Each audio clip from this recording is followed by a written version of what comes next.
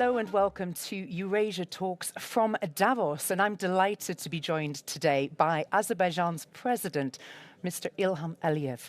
Thank you so much for joining us today. It's wonderful to see you. As you join world leaders here in Davos, we are at this moment witnessing a fundamental reassessment of the existing international system. Now, you've warned about this shift before. How does your country engage with this changing world order? And what is your message to world leaders? Well, actually, as you mentioned, we've been facing a situation when international law norms were not obligatory for all the actors of international community. Therefore, our strategic goal was to achieve results based on our national interest and with all respect to international law, do what we thought was right. Yeah. And everything what we've done, whether it's political development or restoration of our sovereignty and territorial integrity, was in line with international law and common values. So today, as you mentioned, international relations are entering the new era where it is not the rule of law, but the rule of strength is ruling the situation. We can see it in different parts of the world. Therefore, it once again signals that every country should base their strategy and policy on their potential, establish good relations with as many countries as possible, sure. First in your region and second on a global scale.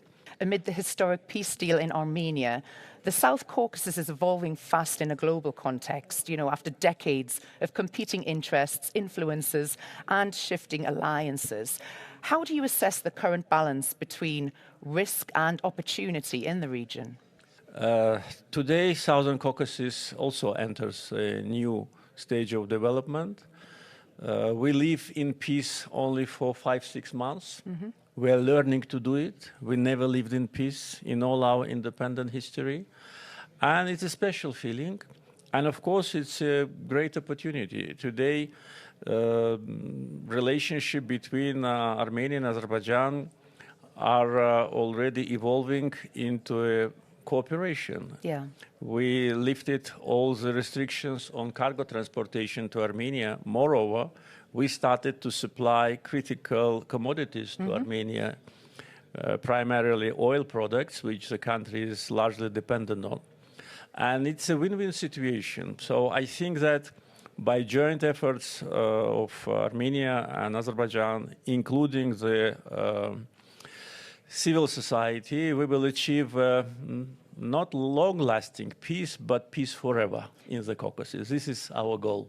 We hope so, yes. With Iran as your neighbor, I want to also mention, how is Azerbaijan engaging with the evolving crisis that we are seeing there? And what is your assessment of its impact of stability across Eurasia, also including the energy markets? Every country, including Azerbaijan, should think about stability around its borders, beyond its borders. With respect to Azerbaijan, we do not have any potential risks inside the country. All the potential risks can come from outside. Okay. Therefore, for us, stability in our neighborhood is something which we always think about, and we've been concerned about some destabilization in Iran. And for us, stability, predictability, and peace in the region is the biggest asset. We suffered from occupation, from war, from losing thousands of victims. Yeah. And today, stability and security for every country is the only way to succeed. With respect to energy market, as you see today, oil price is stable. It is at the appropriate level, at least for Azerbaijan.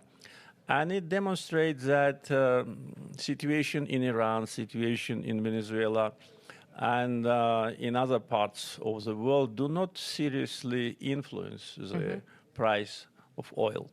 And this is a good sign because producers and consumers, they need to know the predictability of the situation in order to plan their future. So I hope that situation in the Southern Caucasus and around it will not deteriorate. Where do you feel that the South Caucasus sit in terms of being an emerging force in the energy sector and moving in towards the EU as well? With respect to energy sector, Azerbaijan is the only country in the Southern Caucasus which has energy resources and exports them. Two other countries of the Southern Caucasus import energy resources from Azerbaijan. Georgia for many years, and now Armenia. And with respect to Europe and European Union, our energy cooperation is growing. Yes. We already supply natural gas to 16 countries, and 10 of them are members of European Union. So by this coverage, by geographical coverage of supply of pipeline gas, Azerbaijan is #1 in the world. We have resources, we have transportation system, modern pipelines. We have good relations with many European countries. And for them, it's a way to strengthen the energy security. For us, it's opportunity to sell our resources on the premium market. How do you feel and how do you react to this constant criticism of Azerbaijan from the EU Parliament? Well, we do not react any longer. Yeah, we stopped reacting. We did react in the past. But of course, it's so obvious that this bias situation to Azerbaijan is generated by special lobbying groups, by special forces which cannot digest Azerbaijan's independent policy.